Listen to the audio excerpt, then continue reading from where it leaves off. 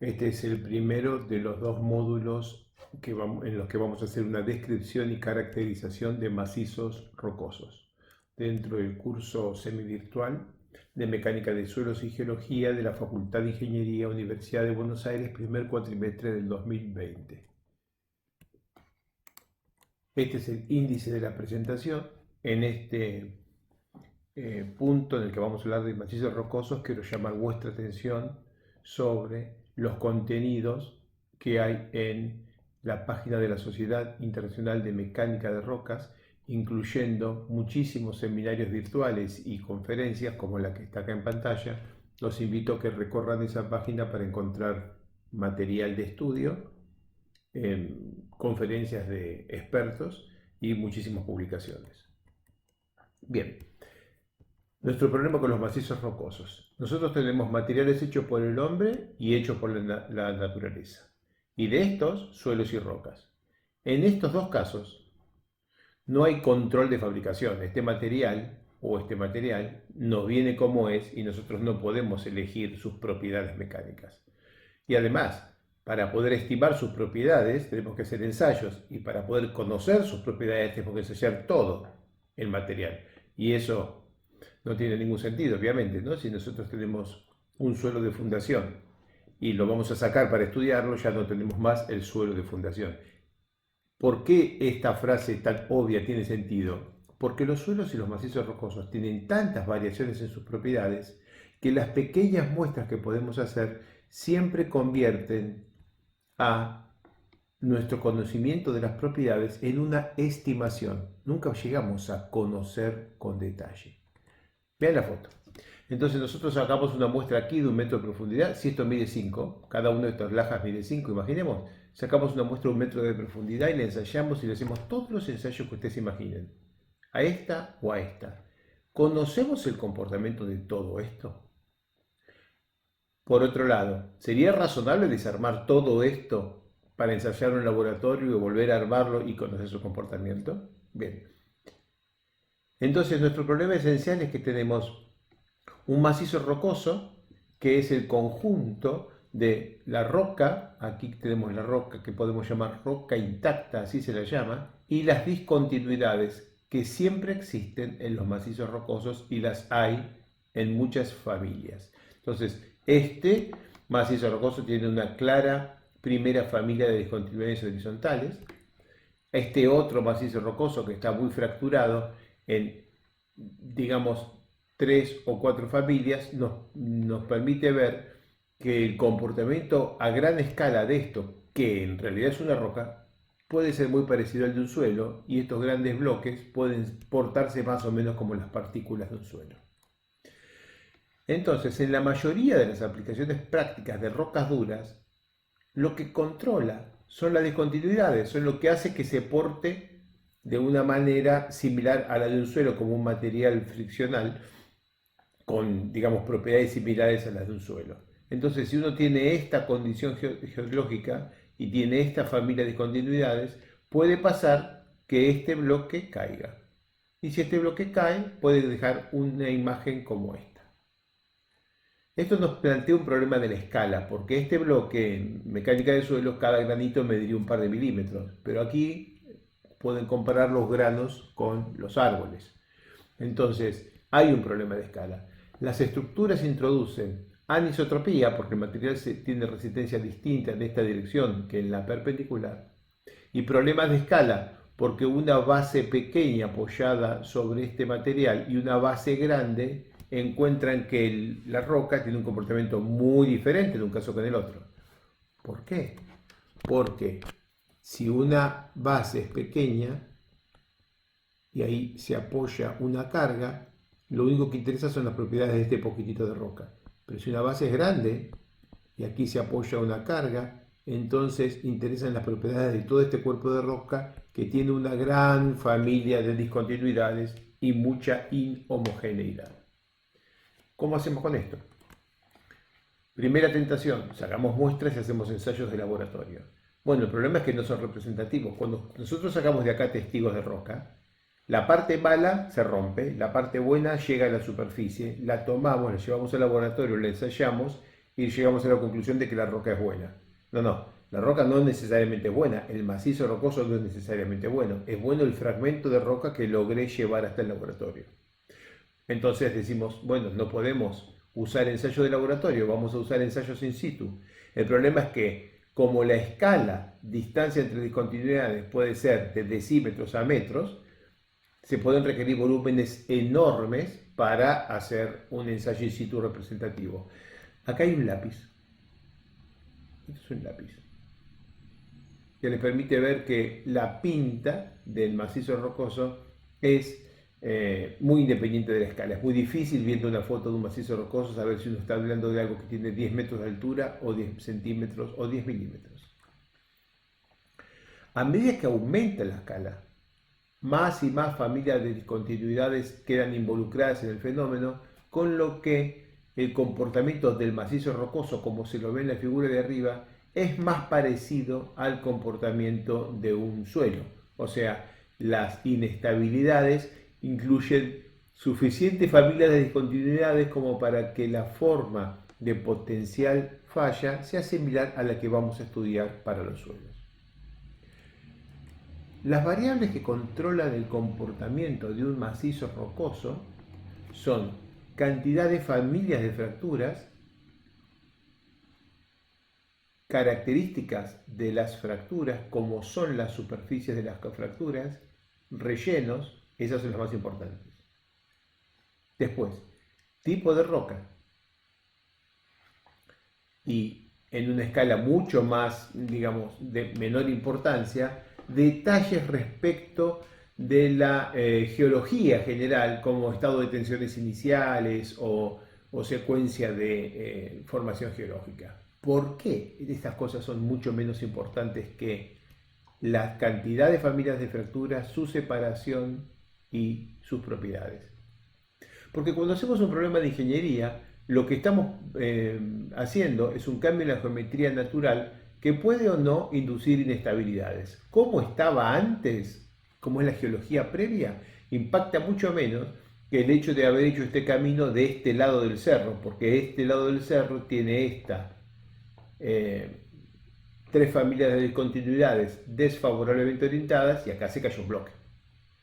Bien, vamos a hablar entonces de la resistencia de las discontinuidades, la resistencia del macizo rocoso, y para eso necesitamos clasificar, caracterizar el macizo rocoso. La idea de la caracterización o clasificación de macizo rocoso es ver en qué estado están sus discontinuidades, esencialmente. Entonces entremos a los sistemas de clasificación de macizos rocosos. Hay muchos. Digamos, están descritos en una norma y se refieren a esencialmente cómo mide cada uno de ellos la cantidad de familias de discontinuidades, las características de las discontinuidades en cuanto a espaciamiento, geometría y relleno. Eso es lo más importante. También miden propiedades de la roca intacta, pero con mucha menor medida. Vayamos a el primero. El primero y el más simple de todos es la recuperación porcentual y el RQD. Uno hace una perforación y extrae una caja de testigos así, donde estos números indican la profundidad respecto de la boca del sondaje. Y entonces puede medir aquí la suma de todos los fragmentos que tiene aquí. Lo divide por la longitud de la carrera, se llama carrera a la longitud que avanzó el sacatestigos en una determinada perforación, por ejemplo 2 metros. Entonces en los últimos 2 metros que perforé saqué todo esto. Miro la suma de las velas, se llaman velas a estos fragmentos de roca, y me va a dar un número. La suma del número, por ejemplo acá 40 más 50 más 30 más 10. 40 y 50, 40 y 10, 50 y 30, 80 y 10, 90 sobre 100, tengo una recuperación porcentual del 90%.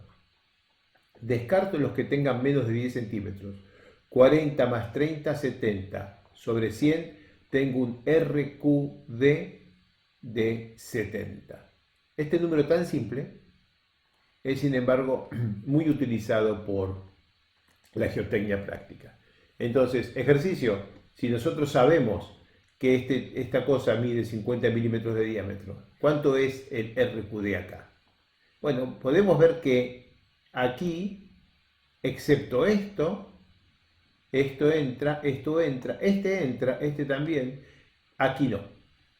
Entonces, para nuestro análisis necesitamos una regla, pero vamos a poder sumar todo esto, más esto no, esto sí, esto pasó los 10 centímetros, esto sí, esto sí, esto sí, y eso dividido la carrera hasta ese punto es, o sea, la longitud de esa teórica de esa parte de la perforación, eso es el RQD.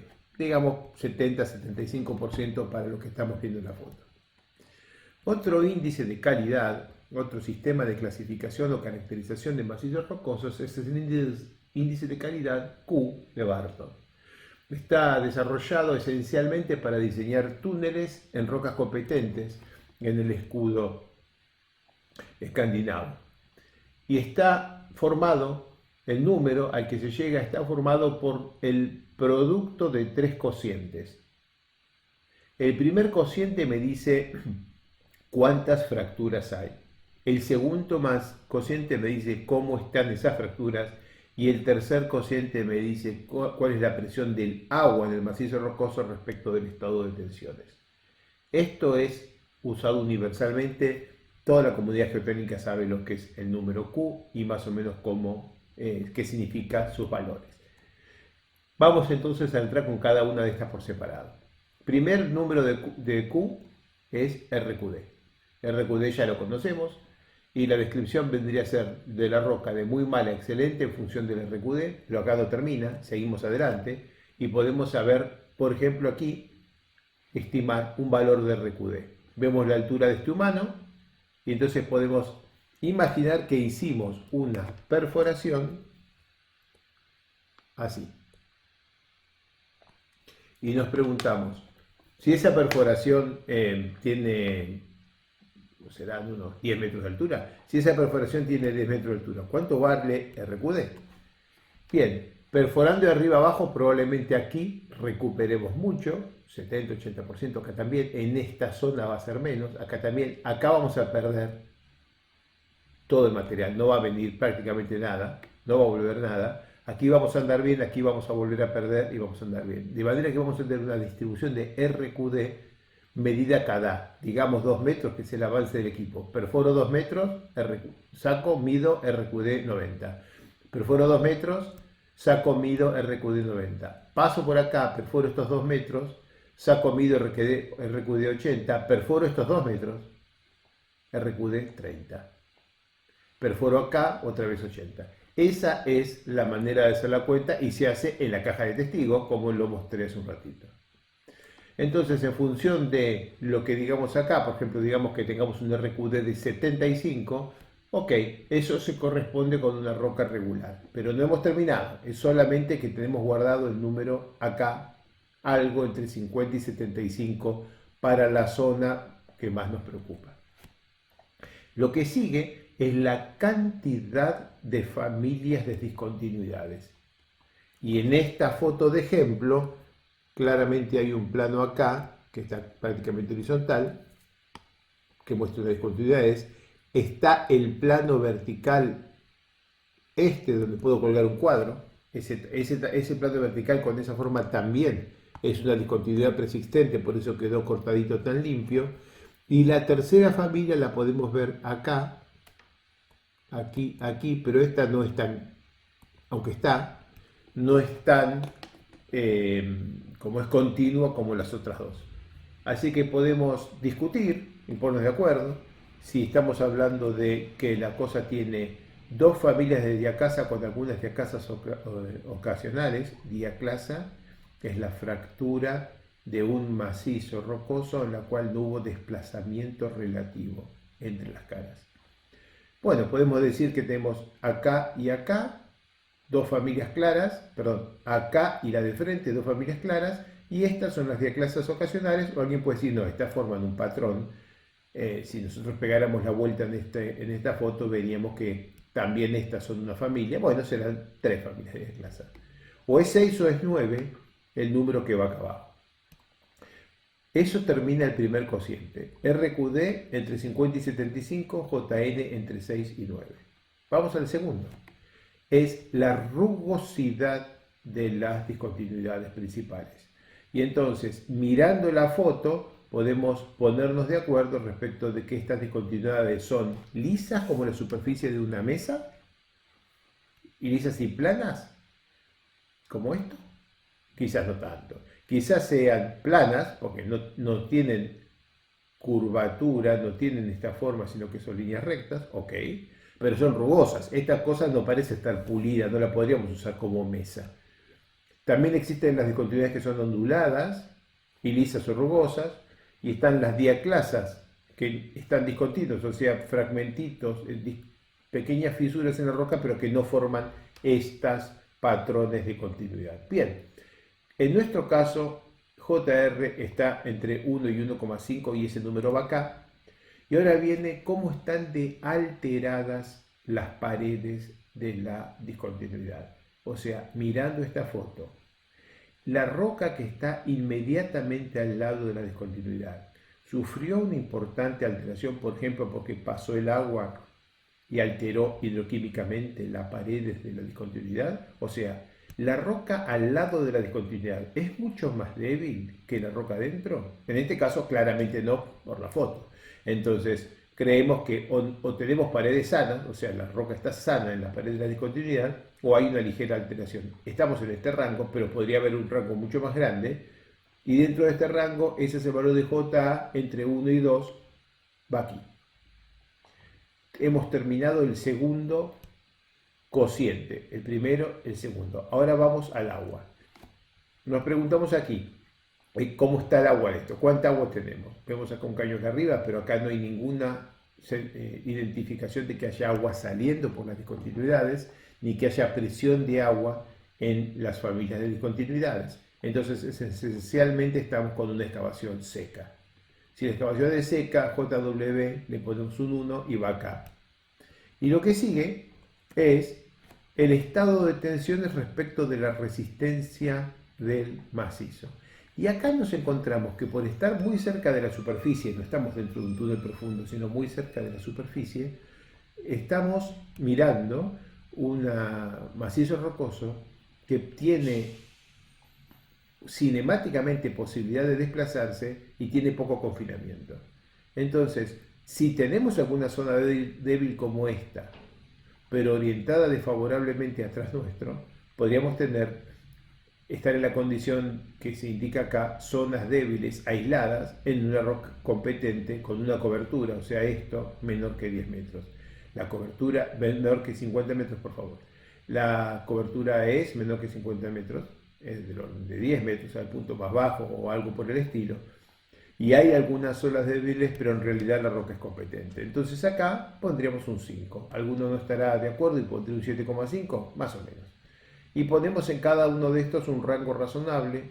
Y entonces cuando tomamos el mejor sobre el peor, peor, sacamos el más alto valor de Q que se nos puede ocurrir. Y cuando tomamos el peor sobre el mejor quiere decir más alto, ¿no? Acá el número más grande significa peor roca, o sea, tengo que volver a decirlo. Cuando tomamos mejor roca, que son valores altos, sobre mejor roca, que son valores bajos, nos da el Q más alto y al revés. Y con eso quedamos con Q, que si ustedes juegan con los números que estuvimos hablando, les va a dar entre muy mala y mala. Vuelvo para atrás. Esto es una roca mala. Está muy fracturada.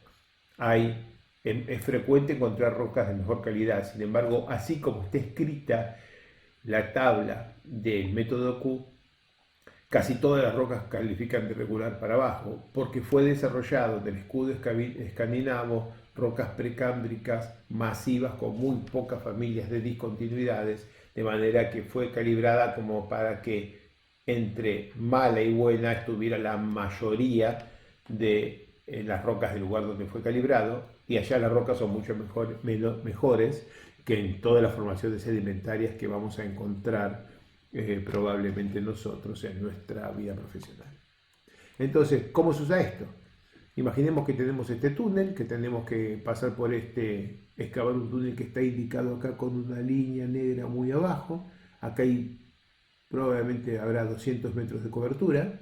Entonces no podemos hacer muchos sondajes, perforaciones y exploraciones porque es muy caro. Esta perforación que nació acá, bien inclinada y tocó este punto, pudo haber costado $500 por metro lineal y tiene 200 metros. Solo para ver un punto acá y otro punto acá. Entonces son muy caras y uno necesita estar preparado para conocer más o menos qué roca se va a encontrar cuando haga el túnel, y sabiendo más o menos qué roca se va a encontrar, saber que uno no sabe cómo va a estar de fracturada o cómo va a estar de alterada sus discontinuidades metro adentro. Entonces, se hace suficiente investigación geotécnica como para conocer el tipo de roca y los riesgos geotécnicos asociados, y después se asume cualquier rango de fracturamiento. Y en función del índice Q que va acá abajo, se eligen sistemas de sostenimiento. Y uno se dice en la ingeniería, vamos a empezar a excavar nuestro túnel. Si nuestro túnel atraviesa una roca muy buena con Q mayor que 40, lo único que vamos a hacer es poner unos pequeños pernos, de esto vamos a hablar más adelante, unos pequeños pernos aquí y allí donde haga falta, o algunos pocos perforaciones para drenar agua si vemos alguna gotita de agua en algún lado. Pero capaz que en otro lugar, más adelante del mismo túnel, nos encontramos con que, caracterizando el macizo ahí en el frente de excavación, el valor de Q vale entre 10 y 40, bueno, aquí van más pernos. Si vale entre 2 y 10, aquí ya va una enorme cantidad de pernos, hormigón proyectado y quizás marco de acero. Y si vale entre 0,1 y 2, miren la cantidad de cosas que se ponen para poder avanzar y mantener el sostenimiento del túnel calibrado para las condiciones geotécnicas metro a metro mientras se avanza. Voy para atrás. Entonces, en esta roca de buena calidad siempre voy a estar probablemente con Q entre 10 y 40 y voy a gastar muy poco dinero. Cuando pase por este contacto, allí me voy a encontrar que la calidad de la roca cayó significativamente, este material es mucho peor calidad, y a partir de acá voy a usar probablemente un sostenimiento mucho más pesado. El metro lineal de túnel acá va a costar mucho más que acá. Y es probable que en la zona celeste también aquí vuelva a tener un cambio. Y así se construyen túneles en macizos rocosos con caracterizaciones simples como el método Q. Para completar las últimas dos filminas menciono otros dos métodos. El método RMR es esencialmente lo mismo. En vez de ser el producto de términos es la suma. Entonces, resistencia a compresión simple suma de 0 a 15. El RQD puede ser cualquier cosa entre 3 y 20 en función de cuánto valga. El espaciamiento entre discontinuidades pesa entre 5 y 20 y la condición de las discontinuidades entre 0 es lo mismo. La presencia del agua entre 0 y 15, la suma de los números altos es 100, la suma de los números pequeños es algo así como 10. Entonces terminamos teniendo un sistema de clasificación que va entre 0 y 100, entre 10 y 100, y muy similar conceptualmente al método Q de Barton. Otro que hay, el último, es el Geological Strength Index, que es muy similar al RMR, de hecho está derivado del RMR, y se basa en una caracterización más visual de lo que uno ve en el frente, por ejemplo, de un túnel. Entonces, en función de la estructura del macizo rocoso, desde que esté fracturado, fuertemente fracturado a desintegrado, o la condición de las discontinuidades muy sanas y buenas a alteradas y rellenas de arcilla, en esta horizontal discontinuidades y en esta vertical cantidad de fracturas, uno entra por acá y más o menos elige un punto. Más o menos elige un punto. Esto es, por ejemplo, un cierto macizo rocoso como el que teníamos, recién, estábamos entre fracturado y fuertemente fracturado y estábamos, digamos, entre acá y acá, ¿verdad? Más o menos. Con lo que estábamos con un rango que podríamos haber puesto acá. Eso era el túnel que estábamos viendo allí. No tiene ninguna precisión, ni tiene ninguna pretensión de tener ninguna precisión. Esto no es matemática pura y dura, esto es una especie de arte que permite guiar el juicio del ingeniero que tiene que tomar decisiones de diseño en ingeniería de rocas. Les recomiendo fuertemente que miren los videos de la Sociedad Internacional de Mecánica de Rocas, isrm.net, porque hay una enorme cantidad de experiencia y contenido que puede ser muy útil para vuestras vidas profesionales allí dentro. Esta es la segunda mitad de la clase de Introducción al comportamiento de los macizos rocosos de la materia Mecánica de Suelos y Geología de la Universidad de Buenos Aires. Seguimos con la presentación con el tema de la resistencia de los macizos rocosos y sus discontinuidades. Entonces, aquí se plantea el problema que tenemos. Un macizo rocoso es una roca intacta con sus discontinuidades, y estas discontinuidades tienen un espaciamiento que es comparable con la escala del problema que queremos resolver. Entonces, nosotros podemos sacar una pequeña muestra y podemos de ahí inferir una resistencia de la roca intacta sin discontinuidades, pero esta pequeña muestra, que es lo que podemos ensayar, no representa el problema a escala real. Y podríamos tratar de medir el problema a escala real, pero eso requiere una máquina de ensayo gigantesca que no podemos fabricar, de manera que la escala real no se puede ensayar en el laboratorio. Cuando uno analiza macizos rocosos en la gran escala, o sea, cosas enormes como estos dos rajos mineros que tienen cientos de metros de altura, en cientos de metros de altura, la cantidad de fracturas y discontinuidades que encontramos es tanta que el comportamiento se puede analizar razonablemente con las técnicas de la mecánica del continuo, o sea, de la mecánica de los suelos. Estos no son suelos, pero en un tamaño de un problema tan grande como cientos de metros, hay suficientes discontinuidades como para que podamos usar las herramientas de la mecánica del continuo. Pero los problemas en la pequeña escala, que todavía le decimos pequeña, pero todavía es significativamente más grande que muchos de nuestros problemas, acá hay un humano, esto es un humano. Entonces, en algo de este tamaño, como la falla de esta cuña que estaba acá y que se cayó, esta cosa no se puede analizar con las técnicas de la mecánica del continuo. Es muy evidente que este plano de deslizamiento y este otro son preexistentes, y esto se analiza esencialmente con teoría de bloques. Entonces, ¿cómo estimamos la resistencia de un macizo rocoso para los fines de una primera clase, digamos? Lo que se puede ensayar no representa el macizo rocoso, y el macizo por su tamaño no se puede ensayar. Entonces, ¿qué hacemos? Bueno, el estado de la industria hoy es medir la resistencia de la roca intacta y estimar la resistencia a la escala del macizo considerando la presencia de las discontinuidades, midiendo por separado las propiedades resistentes de las discontinuidades. Así que lo que hacemos es desarmamos el problema en la roca intacta, que la podemos ensayar, la ensayamos. Las discontinuidades, que las podemos mirar y medir, las miramos y medimos, y con eso estimamos resistencia de las discontinuidades y armamos el paquete. Entonces, roca intacta, se puede hacer ensayo a compresión simple, igual con la misma técnica que las probetas de hormigón.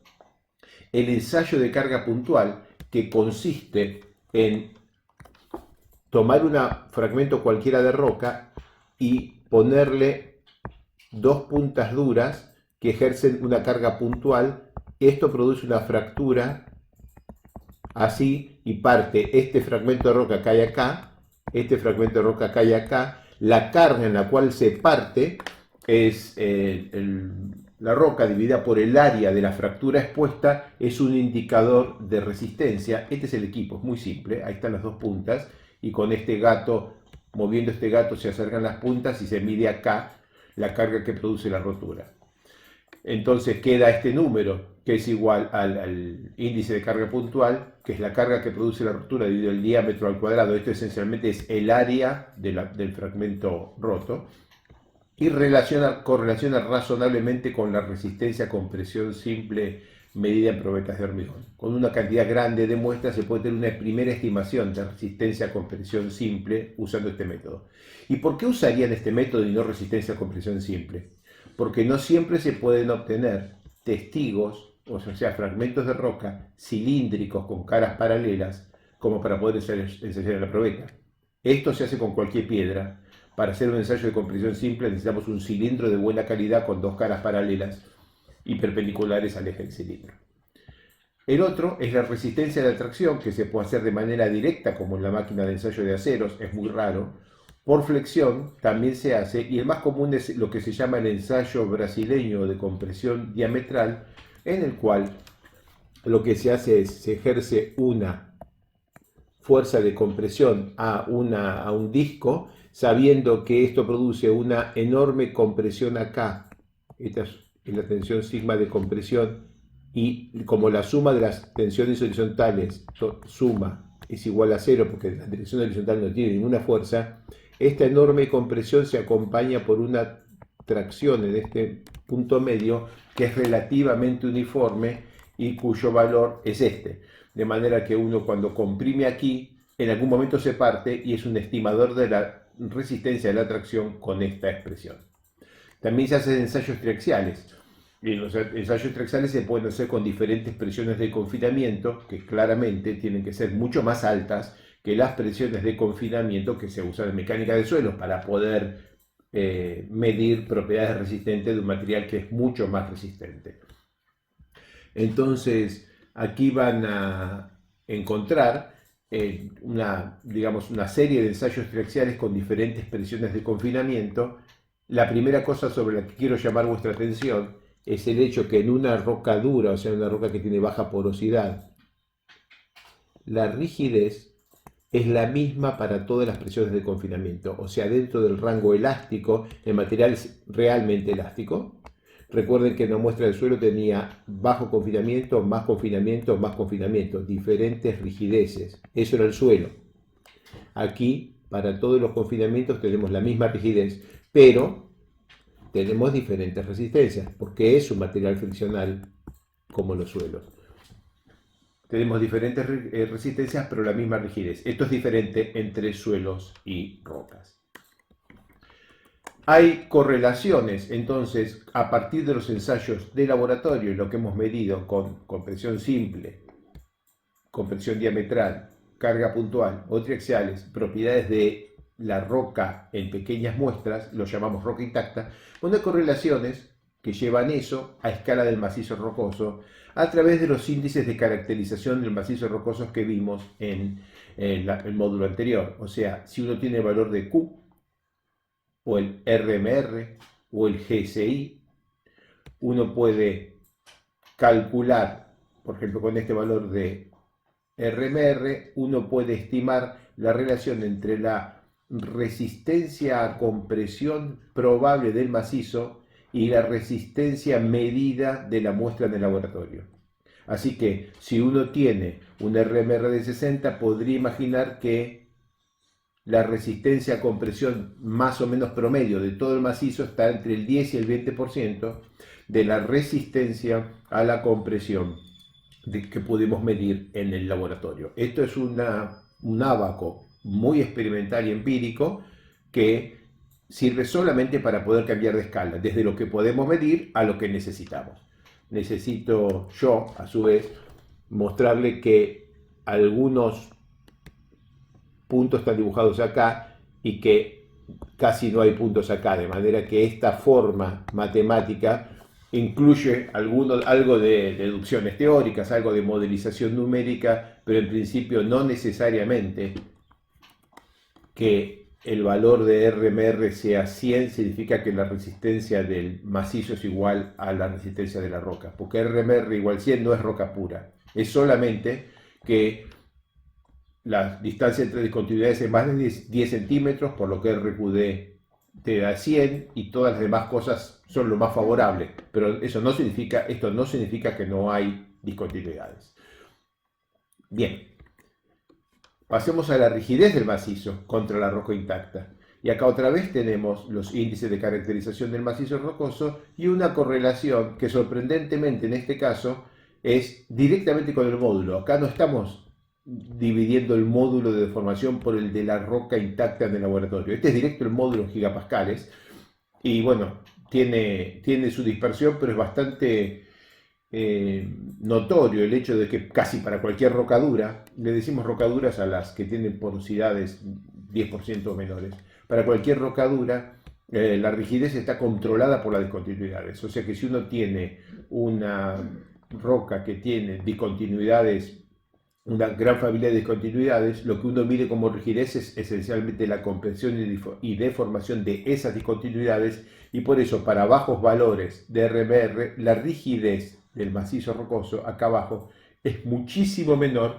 que la que tendría el material sin discontinuidades. Existe el criterio de Heck y Brown, que es un criterio empírico para simular el comportamiento de macizos rocosos, más o menos análogo al criterio de Mohr-Coulomb, con muchas diferencias. El criterio de Mohr-Coulomb tiene, también siendo empírico, tiene una sólida base experimental y hay una cantidad de razones por las cuales sus parámetros tienen sentido físico. Mientras que esto es solamente una curva parabólica de ajuste arriba de unos ciertos ensayos experimentales que después se fue mejorando con el tiempo. Este es el criterio. Es una relación entre sigma 1 y sigma 3, igual que Mohr-Coulomb, donde este término vendría a ser, en términos de tensiones principales, acá está la sigma 3 de vuelta, una función de parámetros S y M, y entonces tenemos los parámetros resistencia a la compresión simple de la roca intacta, parámetros M, S y A, M, S y A, que controlan la forma de esta parábola. Entonces, esto termina generando una cosa parecida, pero no igual a Mohr-Coulomb, con una generatriz curva. Esta generatriz curva que se ve acá, esta curvatura, la copa, es la misma que se ve en corte acá. Entonces, los parámetros de Heck-Brown vamos a calibrarlos para roca intacta. Entonces, voy para atrás para la fórmula y veo acá sigma 1 igual a sigma 3, y veo que en una probeta de roca intacta que tiene... Aquí la necesito así y así. Una probeta de roca intacta, la estoy ensayando acá, no tiene discontinuidades, sigma 3 es igual a 0. Y falla para la resistencia de la compresión simple. Ok, entonces si pongo sigma 3 igual 0 acá y acá, y este 1, sigma 1 falla para sigma C, de la roca intacta, entonces me queda que sigma CI es igual a sigma CI por toda esta cosa que está acá.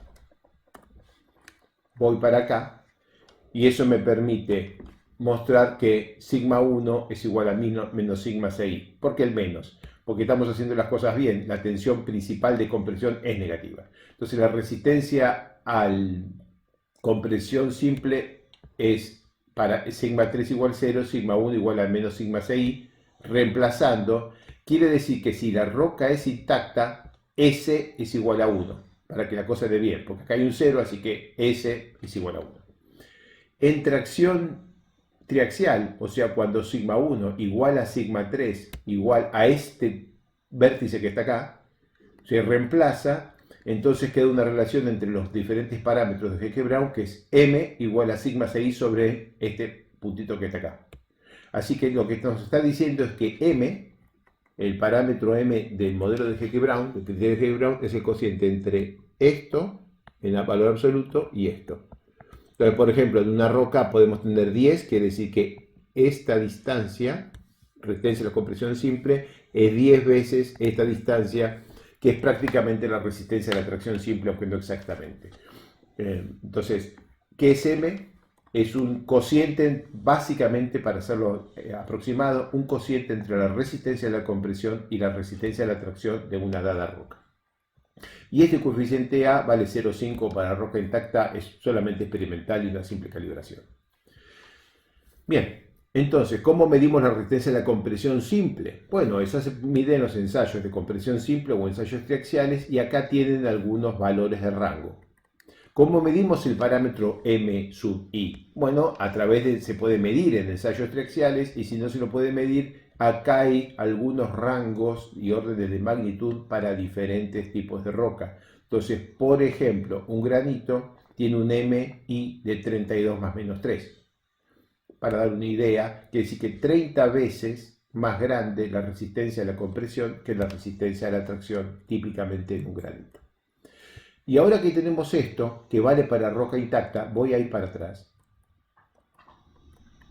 Ahora que tenemos esta fórmula que vale para roca intacta, la manera de llevarlo a la escala del macizo rocoso es cambiar los valores de M y S, estos dos, para adaptarlos a el nuevo tamaño, la nueva escala. Entonces, vamos al macizo rocoso y vamos a usar el mismo criterio, pero vamos a cambiar los parámetros M y S para cambiarle la forma a esta parábola que está acá. Es puramente empírico, acá no hay ninguna teoría detrás.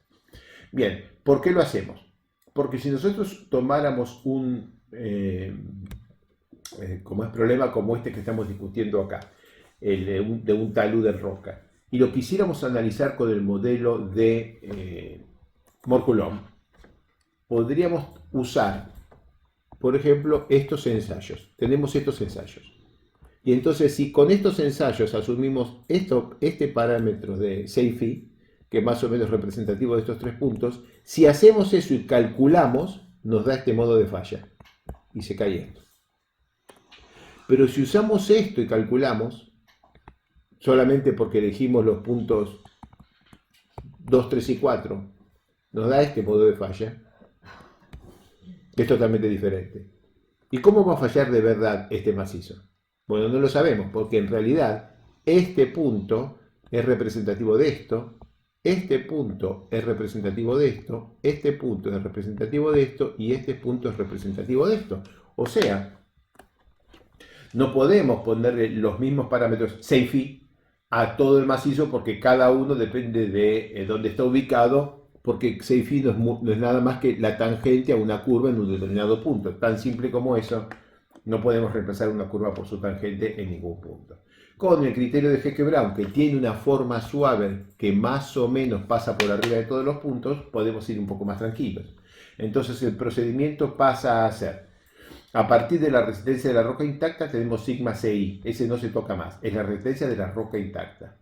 Y después, el parámetro M a escala del macizo se correlaciona con el parámetro M de la roca intacta en función de GCI, que era uno de los muchos métodos de caracterización de macizo rocoso que vale entre 0 y 100.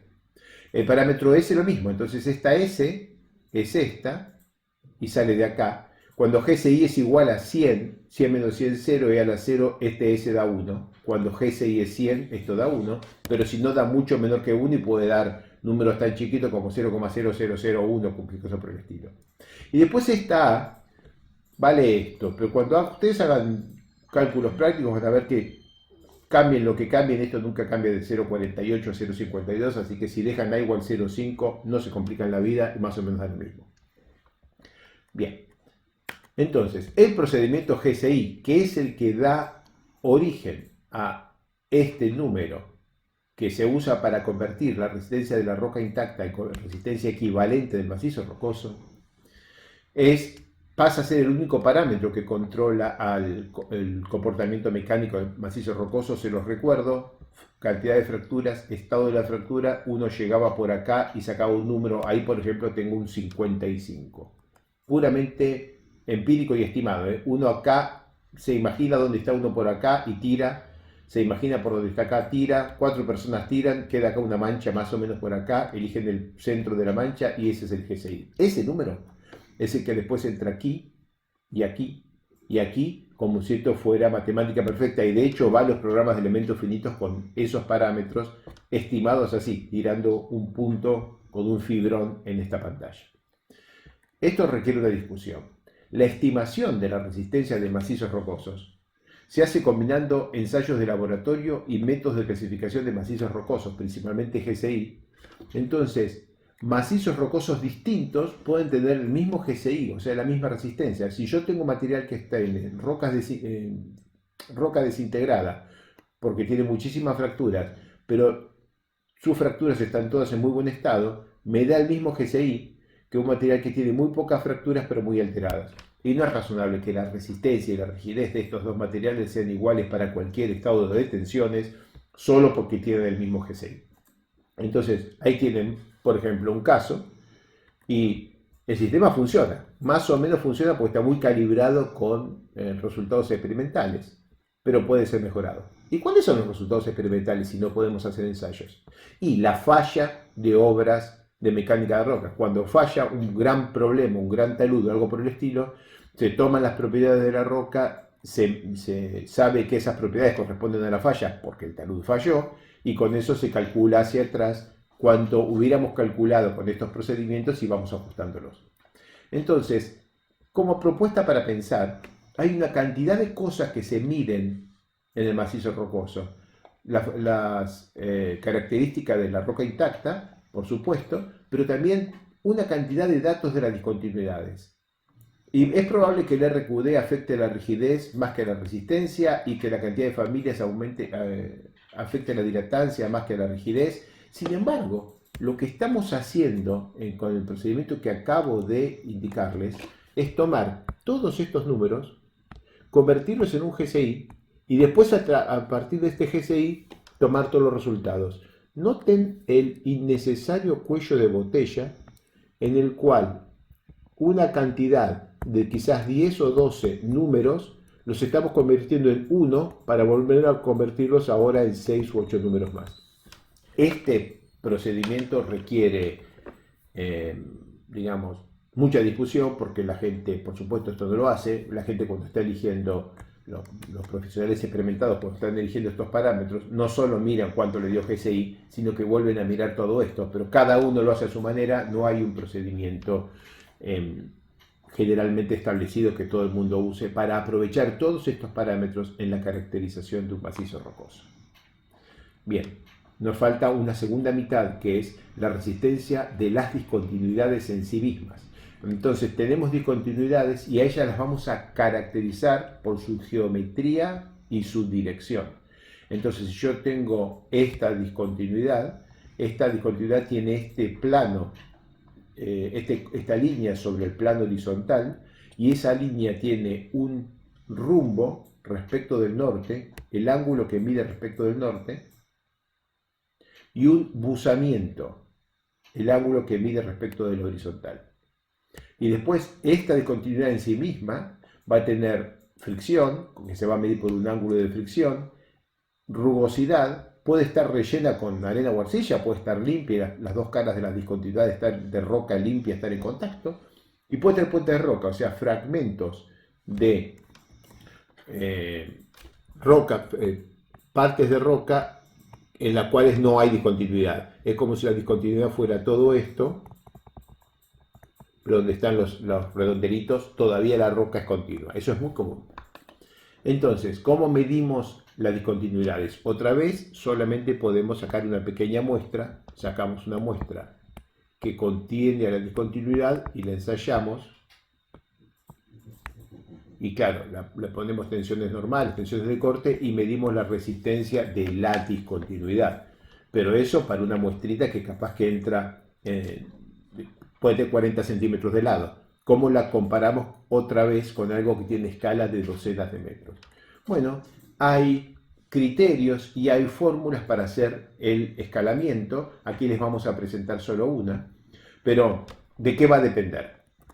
Bueno, la resistencia tiene que empezar por depender de la fricción mineral. Si estas dos partes de la muestra son del mismo mineral, ese mineral tiene un coeficiente básico de fricción que determina el ángulo de fricción básico del mineral, pero como esta cara que veo acá lisa en realidad puede ser rugosa o puede estar ondulada, la ondulación y la rugosidad me van a cambiar el ángulo de fricción aparente que voy a medir. Y si la roca en esta superficie está alterada, o sea, si hubo flujo de agua, por ejemplo, en esta discontinuidad que degradó de alguna manera la roca que está inmediatamente en la pared de la discontinuidad, más adentro, acá dentro del macizo, la roca debe estar intacta, pero justo acá, por donde estuvo pasando agua, quizás la roca está alterada, deteriorada. Esa alteración nos va a cambiar seriamente las propiedades resistentes de la discontinuidad, y bueno, estas son las cosas que afectan el valor que podemos tomar de resistencia en una determinada discontinuidad.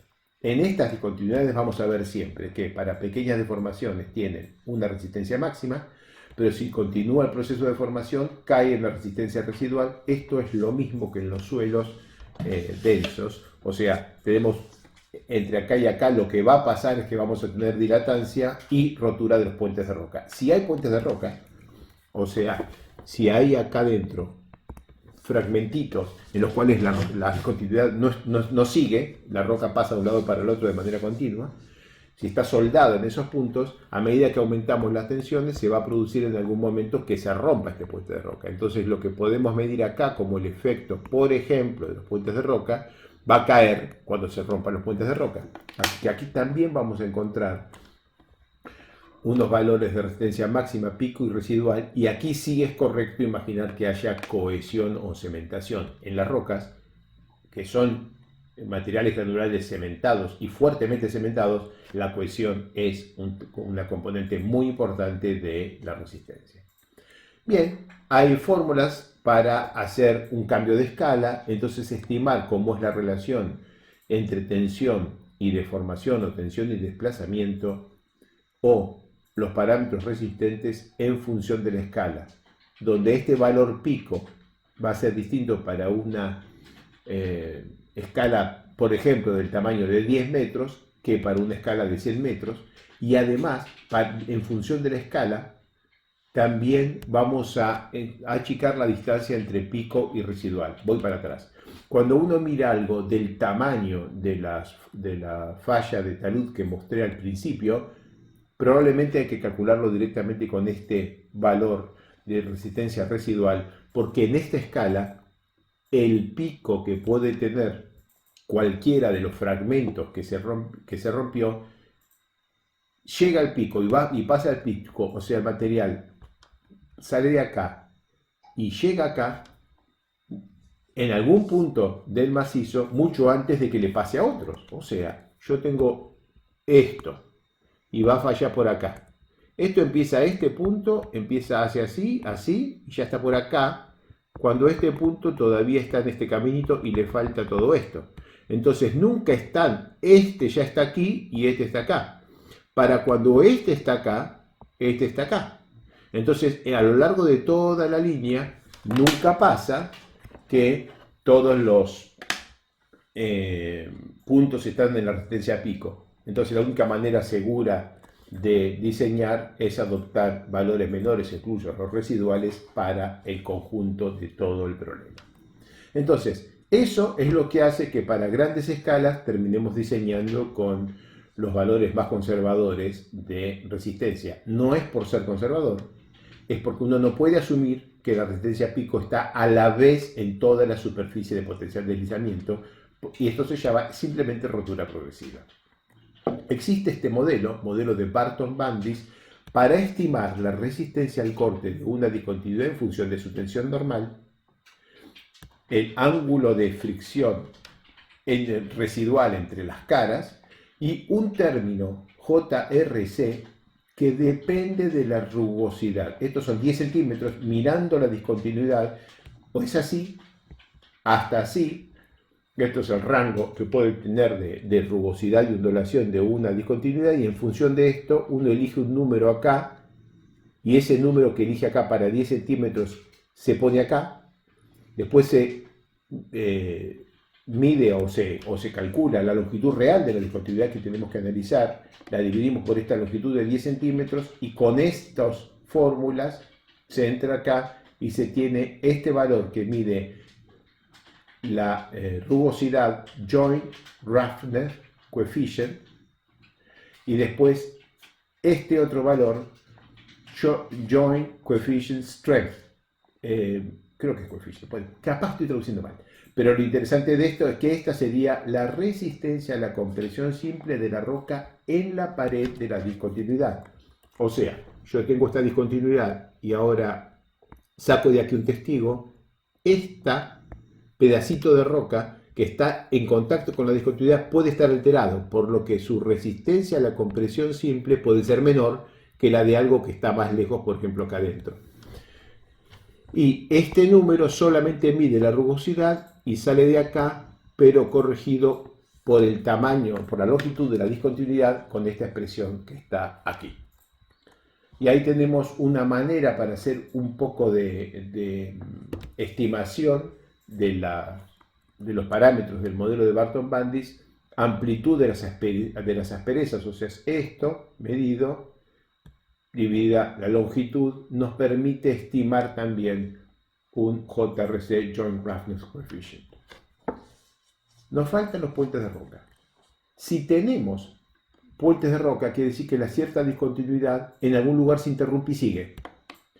Y eso puede originar esencialmente dos modos de falla. Que yo tenga una discontinuidad que viene acá, acá no está y sigue la misma, o que cuando produzco la deformación, la ruptura se produzca tengo la discontinuidad acá, y en vez de seguir y volver a fallar en una, por ejemplo, que siga acá, que el material elija hacer esto y se separe de esta manera.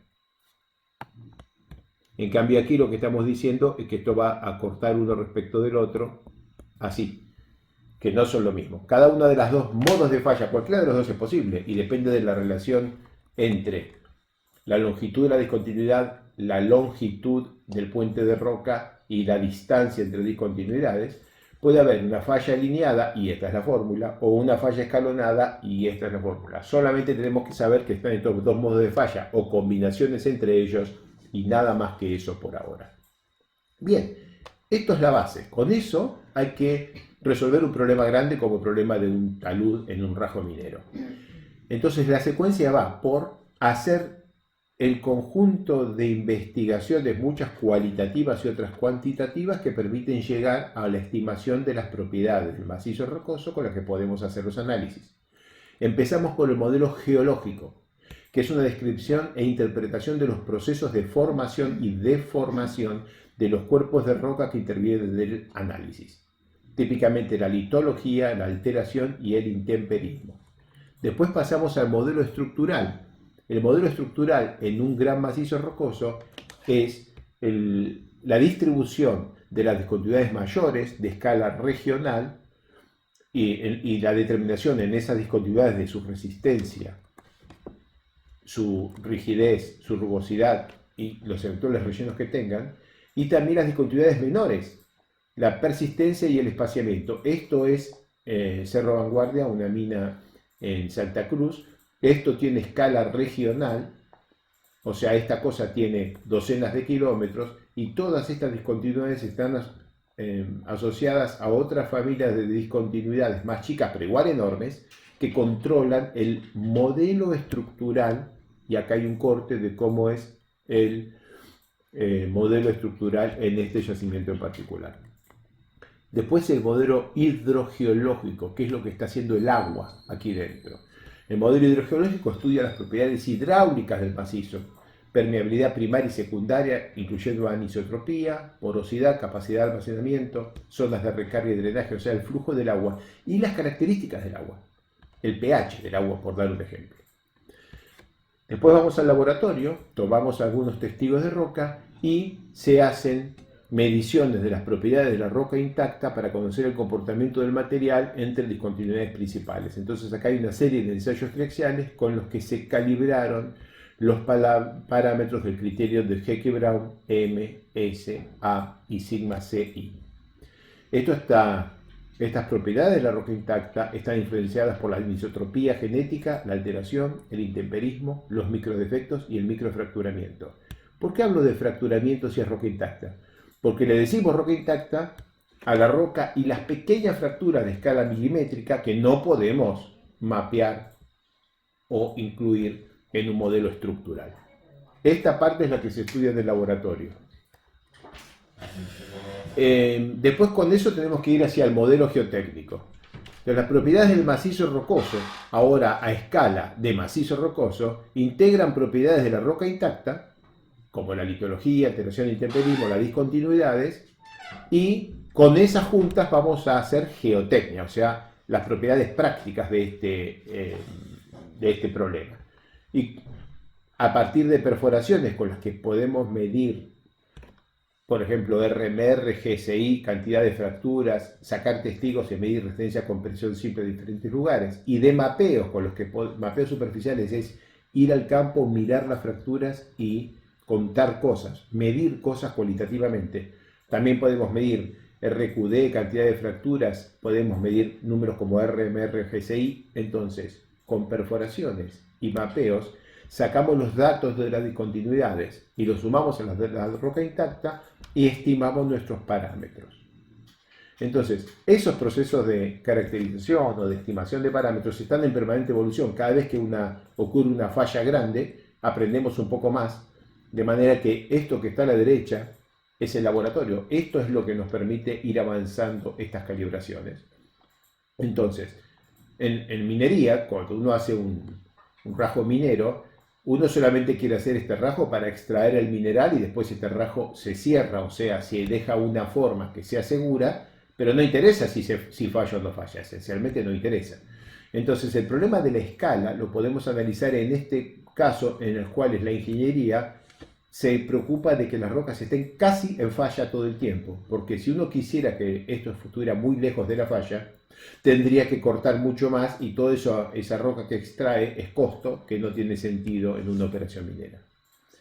Entonces, la mecánica de rocas para la minería se puede dar el lujo de hacer experimentos gigantescos debido al bajo riesgo humano y el alto nivel de monitoreo. Cada una de estas cosas tiene radares mirándolas 24 horas, 7 días a la semana.